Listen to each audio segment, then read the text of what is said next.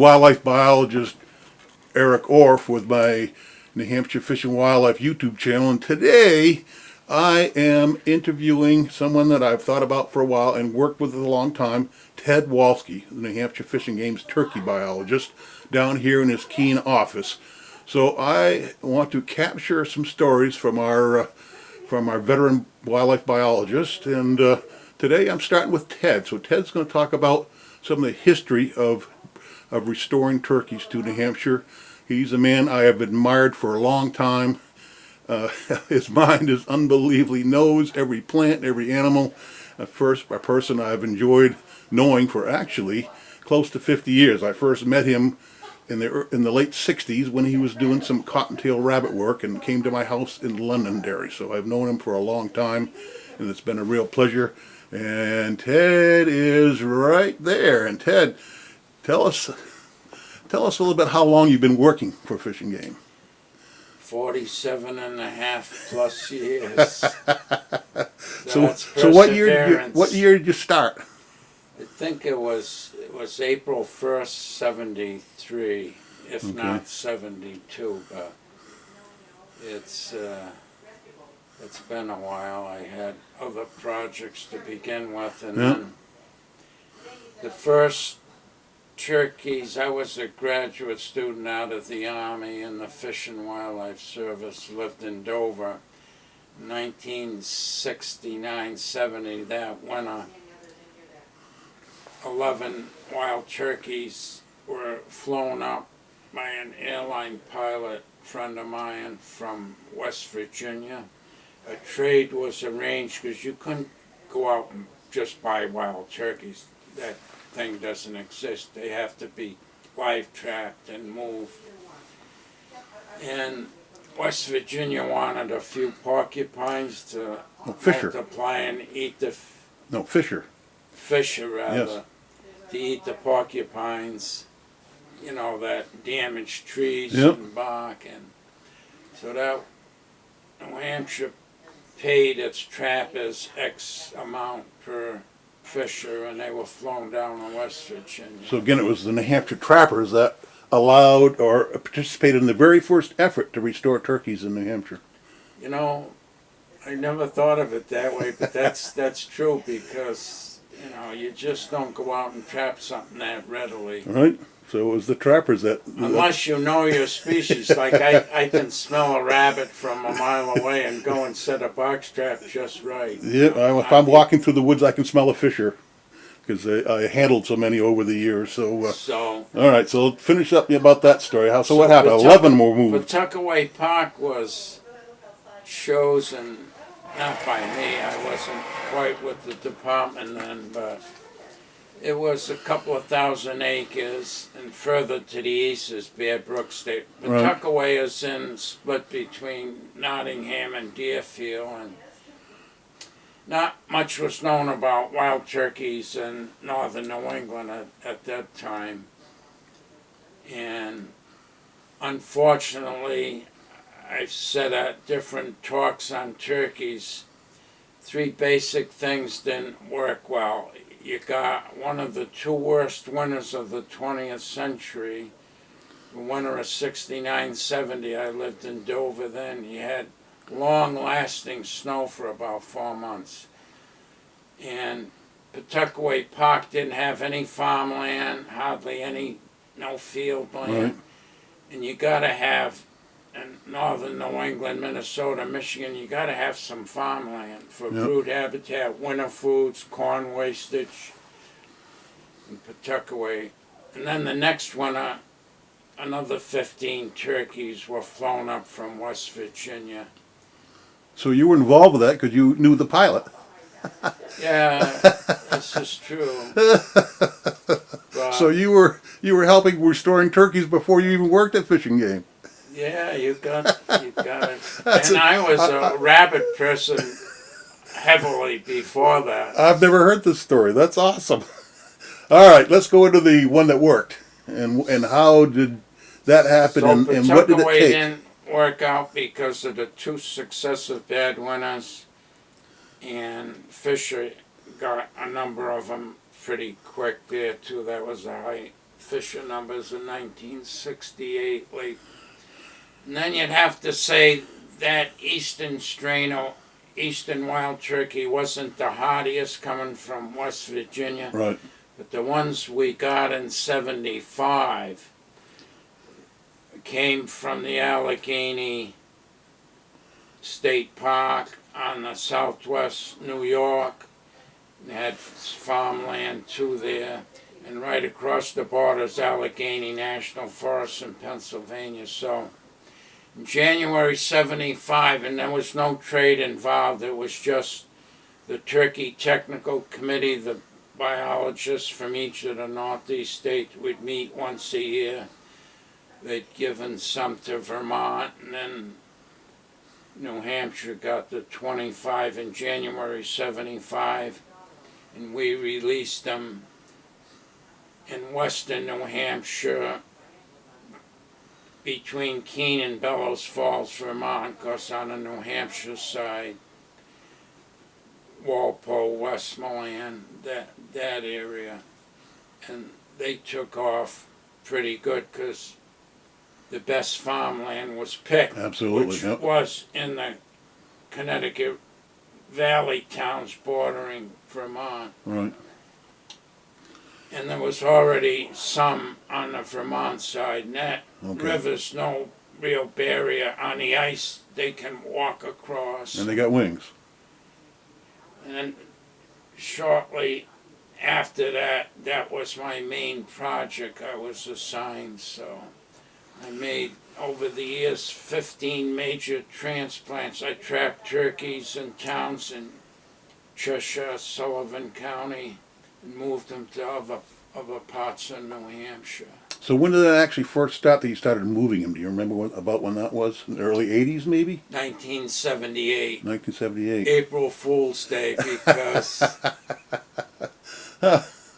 I sat in a blind for the first time with the rocket net Yep. and drag weights and Yep. the net in the box yeah. to shoot over some.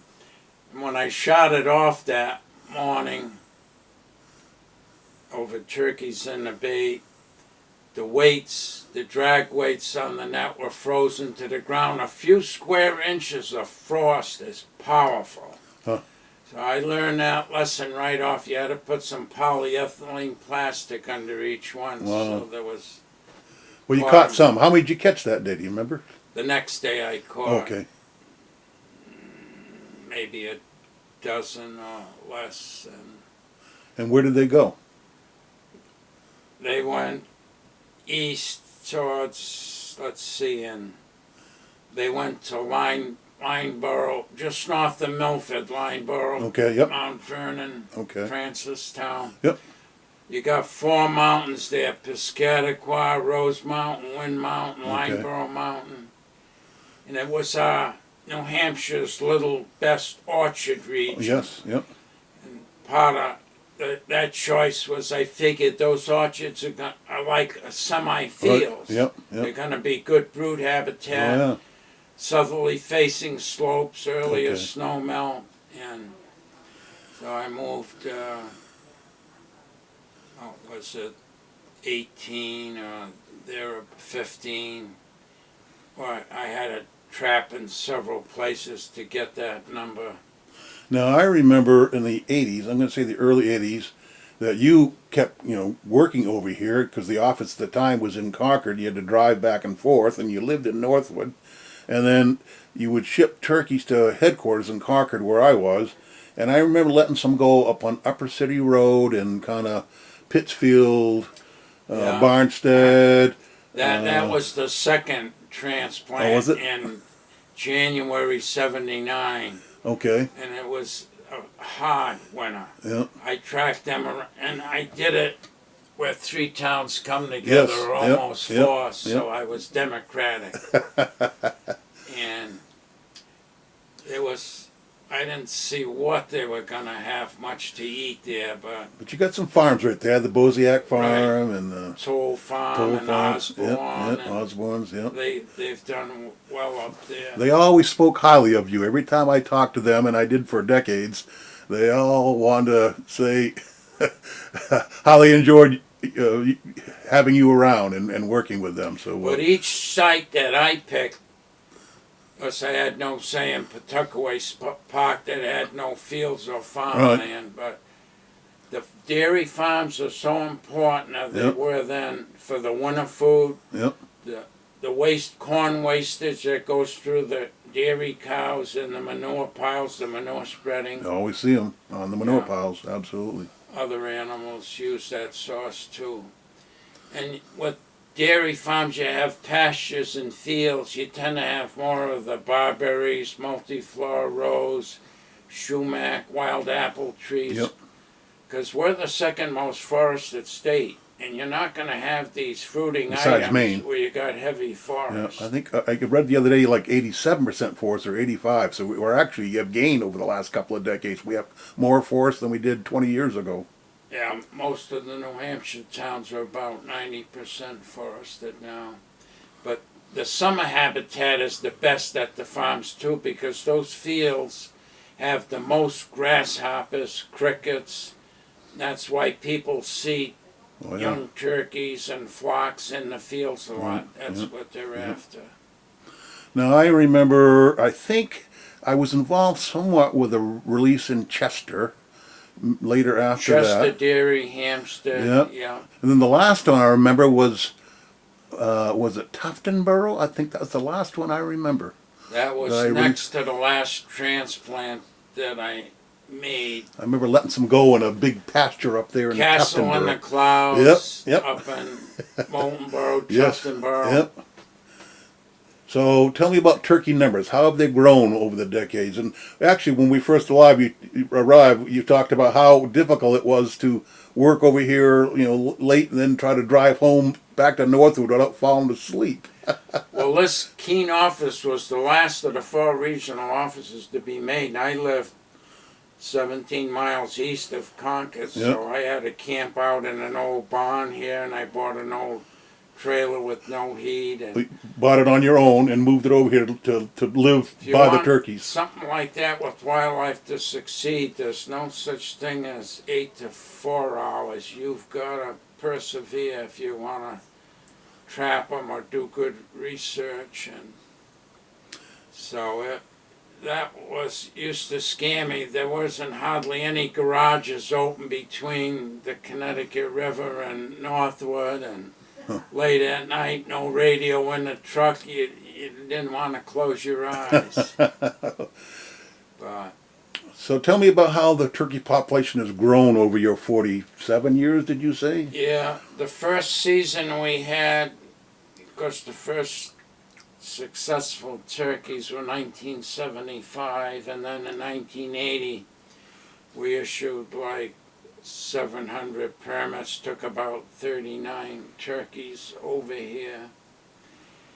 And then the transplants made a big difference in starting in other parts of the state, and pretty soon you had a couple of thousand turkeys. And historically, pre-Columbian time or pre-Columbus, there was thought to be maybe 4,000 at the most in mostly the southern third of New Hampshire. And then you had the American chestnut tree. That was a primary turkey food and for other animals. And of course that's gone. But now, of course, you had land clearing. When I first came, there was 484 dairy farms in the 10 counties. Wow. Now there's less than 100. Wow. That's 75% or more loss. So now, as of the last 3 or 4 years, I estimate carrying capacity has been reached as turkeys in each town to some extent. 40,000 turkeys, maybe in the late summer, early fall.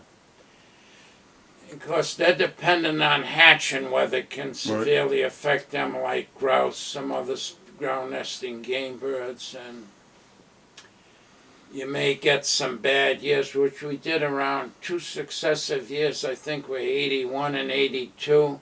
It rained about every other day. Then April, May the next year, and it took several years for that population to recover. Because If you know domestic turkeys and other birds, they're susceptible to chilling weather. Yep.